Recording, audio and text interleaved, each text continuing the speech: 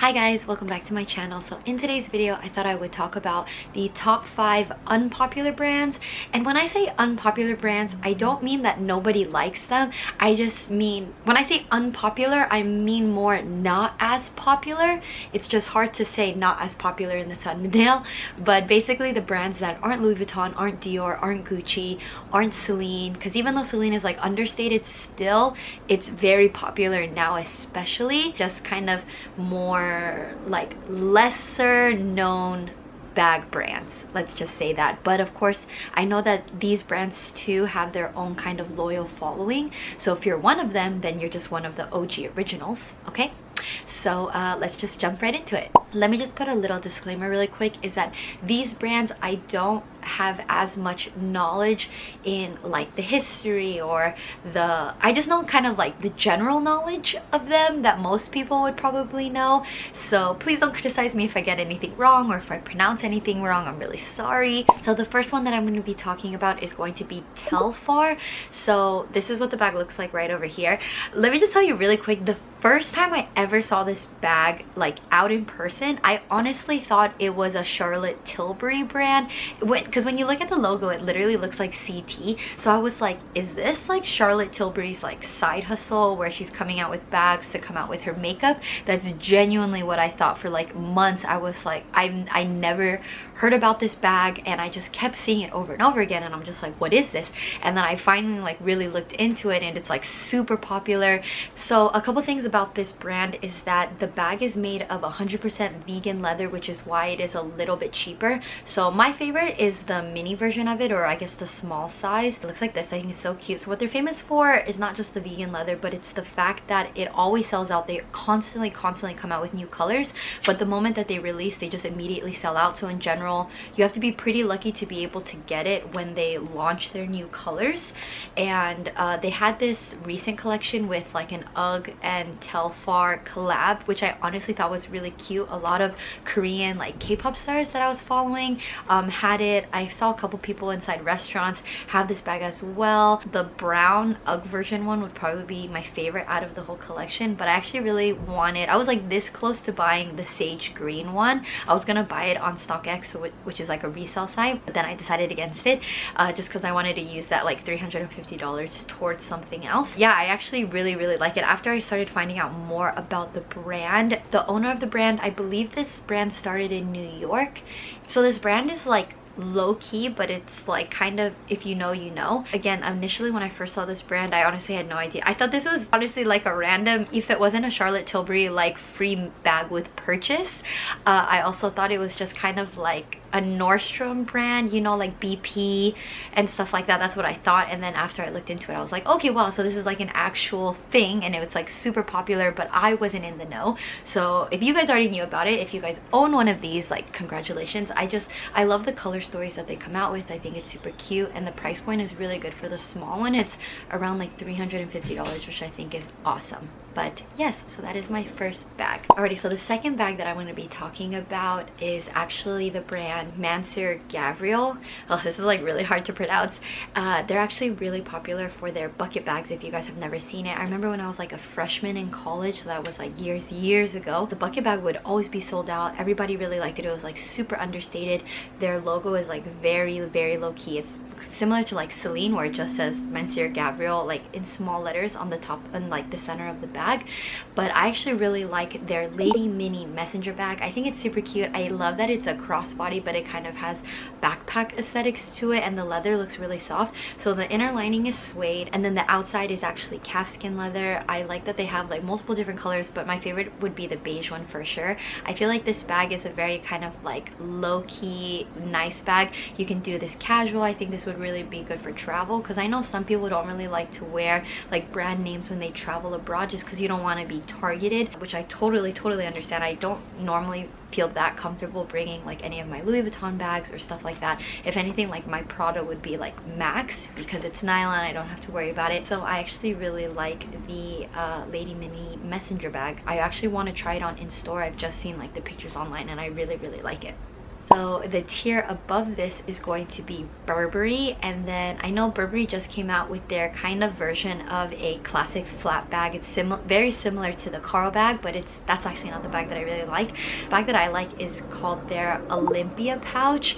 It's giving you like crescent shaped vibes for sure, very similar to the Loewe Luna bag as well. They have this in a bunch of different designs. They have it in their traditional Burberry print, but I actually like their just like plain solid colors of it. It's like very understated, and it's just kind of like a subtle Burberry flex, if that makes sense. Just love the shape. It looks like it carries a lot. It looks like when you lay it on as a shoulder bag, it just looks very comfortable because the gap between the top zipper and the strap just looks super comfortable, and I think it just looks really cute. I feel like Burberry, obviously Burberry is still like a big name brand, but especially other than like their famous scarves and their coats, I just feel like their bags kind of aren't really a prominent part of the brand. But I know who just got sponsored by Burberry. I think it's Bella Hadid. She's like one of the main models for it, to bring that, like, I don't know, I'm not personally a fan of their newer flat bags, but I do like this one. I'm not a fan of just like their new logo, which has like, I think it says like TB or something on it. Like, I personally am not a huge fan of that, but then again, it might grow on me, just like the CD logo on the Carl bag. I initially hated so much, and then now I actually really want a Carl bag, so there we go. All right, so then we have 2 bags left. We're gonna go up in price. So the next one is by Fur La Page. Definitely feel like Fur La Page is it's basically what Goyard used to be, where not a lot of people know about it, whereas Goyard now everybody knows about it. It's a very like hype beast famous brand, whereas before it was very low-key. It was really just a if you know you know. And I feel like Fur La Page is kind of like the new Goyard, where they're famous for their canvas prints. And if you guys have never seen it, their what's the word, like their logo for it is similar to like mermaid scales or like armor scales. So it's kind of like this, if you've never seen it before. They have a couple different colors, not as bright or as many as Goyard does, because obviously Goyard has like that rainbow selection, but Fur La Page is still like, it's a very understated brand, which I like. So there's 2 bags, well technically 3 bags by Fur La Page that I really like and that I would recommend. So the first one, I'm just gonna throw it out there, is I can't find it on the website. I literally looked everywhere, and if you guys know what it's called, please tell me in the comments below, because I want to buy it. Even if I have to buy it resale, I just really want it.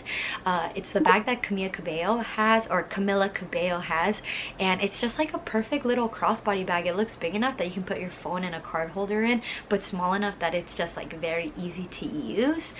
So if any of you guys know what this bag is called, please let me know. But the 2 actual Fur La Page bags that you can actually buy as of right now, so the first one is called the Saga City 18. So this one, they do have 2 other different sizes that are a little bit bigger. So after the Gucci Diana bag came out, you guys know, the one with the bamboo handles, I really wanted this in the smaller size, but the handles, because they're so bulky, I just didn't like the way that they laid on me. I still really like it, don't get me wrong, but it's just, it wasn't quite right.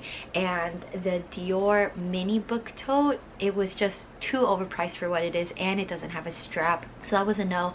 And I've been waiting for the Louis Vuitton On The Go PM size to come out in the reverse mono. Still been waiting, so I've just been looking for kind of a like boxy crossbody bag, and lo and behold, I found one off Fur La Page that I actually really like. So like I said, it's called the Saga City 18 bag, and if you just look at it, I love the dimensions of it. It's a little bit wider than my Celine vertical Cabasso, because that one is very like this, and it's not as user friendly as you would like it to be, because it's very narrow and very just like thin like that, whereas the Saga City bag to me is like a smaller version of the Gucci Diana bag. So it's essentially the same thing, but like not as boxy, and I love the overall aesthetic of it. I love that the corners have protection on it too, so it has like the hardware on it.